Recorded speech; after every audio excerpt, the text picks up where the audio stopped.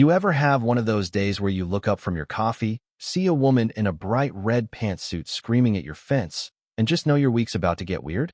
That was me, Mark Thomas. And let me tell you, trouble on my ranch usually comes in two flavors. Either there's not enough rain, or there's way too much government. This time, I got both, all wrapped up in Karen Dane, president of the Lundy's Landing County HOA. She wore that title like a crown made of thorns, but all the pain was for everyone else. Now, my ranch, well, it's been here since before Lundy's Landing was anything but a couple lines on a greedy developer's map. 100 years, my family's worked this land. To Karen, my red barn was an eyesore, my cattle were just a bad smell, and my fence? That was personal. It all started, like most nightmares do, with a piece of paper. A notice taped to my gate with enough duct tape to survive a hurricane, claiming my beautiful, classic, unapologetically red barn violated something called Architectural Guideline 14B. I read it, laughed, and used it to light the burn pile. My property wasn't in her HOA. Never had been. I figured that was that. Turns out, being right doesn't always mean you get left alone. A week later, here comes Karen herself, flanked by two county sheriff's deputies, one kid who still looked fresh from academy and the other, Deputy Cruz, the definition of seen it all. Karen's jabbing her finger at me, voice like barbed wire. That man is willfully defying a legal compliance order. Arrest him for trespassing. On my own land. I kid you not. Samantha, my girlfriend and the smartest, most dangerous person I know, was right behind me. Phone up, camera rolling. She's always ready. When things are about to get stupid. Smile for the camera, Karen, she called, sweet as pie. Try not to look like you're about to demand to see the manager of the entire county. That only made Karen's eyes narrow into slits. You are interfering with an official proceeding, she barked, binder in hand, rattling off violations like she got paid by the word. I just leaned on my fence post, arms crossed, talking real quiet. It's funny, the louder folks yell, the quieter I get. Drives them crazy. Ma'am, I told her, my property's not, and never has been, part of your association. This fence, that's the line. Deputy Cruz sighed, so deep I could hear his coffee wearing off. We checked the county plat maps, he said. Thomas Ranch is zoned agricultural and predates the development. No jurisdiction for a civil code violation. You'd think that'd be the end, but Karen lived in a world where facts were suggestions. She whipped out her binder, snap, according to annexation filings from 2005. This entire parcel is designated for future residential integration. My bylaws give me authority to enforce aesthetic cohesion. I almost laughed. Aesthetic cohesion? Lady, it's a barn. Should I paint it HOA beige to blend in with the sky, dirt, and soul-crushing conformity? Precisely, she snapped. Missed the sarcasm entirely. She started rattling off everything else she didn't like. My truck's too big, my chickens are dangerous, probably planning to install a non-compliant mailbox, she says. Sam zoomed in on the chickens with her phone. Mark, she's got you. The chickens look extra dangerous today. We all knew it was ridiculous. I looked at the deputies. Is there an actual crime here?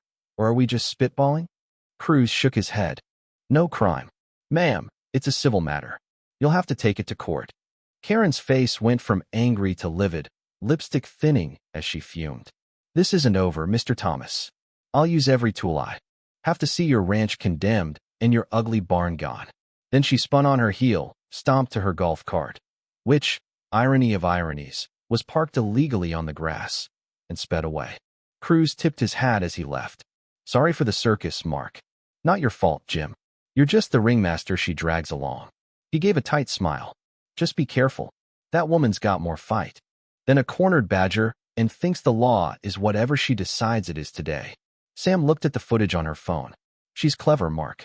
She mentioned annexation filings and future integration. She's not making this up. She's been digging. I spat in the dust. Let her dig. The deed's ironclad. Sam's eyes flickered with concern. Just be sure. She said she'd use every tool at her disposal. Paper fines are just the start. Boy, was she right. 2 days later, I'm out checking the north pasture when I noticed the cattle bunched up, agitated. Turns out, their water troughs were nearly bone dry. Automatic valve system, never failed before, suddenly trickling to nothing. I traced the line back, heart thumping, and found a brand new padlock, stamped LLHOA, chaining the main valve shut. Heavy-duty industrial chain, right on my property. My blood boiled. This wasn't some paper notice. This was personal, cruel, dangerous. I grabbed my bolt cutters and snapped that lock, heart pounding. The sound of water gushing back into the troughs felt like the sweetest victory. But that night, I couldn't sleep. Sam handed me her phone. Keep this on you. If you see anything, record before you do anything else. So I sat in the dark, flashlight in hand, waiting. Around 2 a.m., I saw them. Karen and a goon, carrying a chain and a new lock, sneaking through the fence. I recorded it all as they tried to relock my valve, with epoxy, no less, until I flicked my flashlight on and confronted them. Karen tried to claim official HOA business. Her goon waved an axe. Handle. I stood my ground. Phone up, told them to get off my land, or I'd have them both arrested for trespass and animal cruelty. They left in a hurry, but I knew this was just the beginning. Sam uploaded the footage as insurance. Next, Karen escalated, psychological warfare. Suddenly, a drone started following me everywhere. Over the barn, spooking my cattle, hovering outside the kitchen window. The sheriff said not to shoot it down, just film it. So I did what any old cowboy would do. I roped the damn thing. Honest to God, lassoed it right out of the sky while Sam filmed, laughing so hard she could barely hold the camera. Inside that busted drone, a memory card. Turns out, Karen had been spying on everyone. My ranch, the neighbors, even her own living room. The last files were her talking about forging a survey, planning to foreclose on my land, bring in bulldozers, the whole crooked plot. That little SD card was a goldmine. Sam and I realized we had everything we needed to take her down. But first, a little payback. That night, we reversed every private property of Lundy's Landing HOA sign she'd posted along my fence. Next morning, confused residents saw that their perfectly manicured lawns apparently belonged to Thomas Ranch. Then I relocated her orange traffic cones, supposedly marking future estates, into my pasture, and lined them up so my cows could stare at them. Sam got even more creative, submitting my red barn chili recipe and a photo of my barn to the HOA newsletter. It ran on the front page.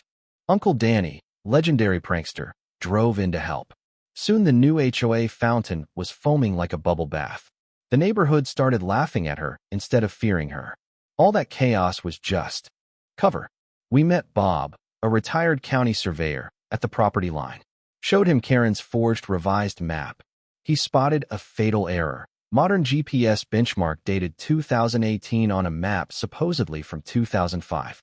Proof. Absolute proof the document was a fraud. Bob wrote an affidavit. We took it to the county, laid out all the evidence. But the commission shrugged. It's an official exhibit in a pending court dispute. Our hands are tied until the court rules. That's when Sam said, "You've been fighting her on her terms. Time to change the game." See, before I ran the ranch, I built software, compliance systems, the kind HOAs use to run their accounts. And buried deep, there was a nuclear option, the auditor's key. One click, and any flagged HOA account is frozen pending a forensic audit. I hesitated. That could hurt the innocent. Sam shook her head. They're already paying for her crusade. You built the switch for this reason. She was right. I uploaded all our evidence, the drone files, the maps, Bob's affidavit. The system flagged the HOA. I hit yes. Suddenly, all outgoing payments froze. No more checks for legal bills, no landscaping, no pool maintenance. Karen was president of nothing. It didn't take long. The next morning, services stopped. Trash piled up. The newsletter turned ugly. Residents started asking why their dues paid for lawsuits instead of lawns. Sam organized a recall petition. Within 48 hours, over half the homeowners had signed. Karen tried to threaten them with fines, but her power was gone. She couldn't collect. The recall meeting was standing room only. Karen tried to steal the ballot box, but Mrs. Gable, 70 years old and an ex-roller derby queen, tripped her goon. Ballots went everywhere. Karen scrambled, stuffing them into her purse. Sam caught the whole fiasco on camera. That was the final nail. Not only had Karen lost her power, she'd handed us video evidence of felony election tampering. The real fireworks were still coming. We put together everything, video, financial records, all of it, and took it to the state HOA summit. Thanks to a leftover vendor pass from my software. Days, I walked right in. When Q&A came, Sam plugged her laptop into the projector, and I told the whole room exactly what Karen had done. Every transaction, every fraudulent payment. Then we played the video of her stealing ballots. State Attorney General's rep was in the front row, asked to talk to me right then and there.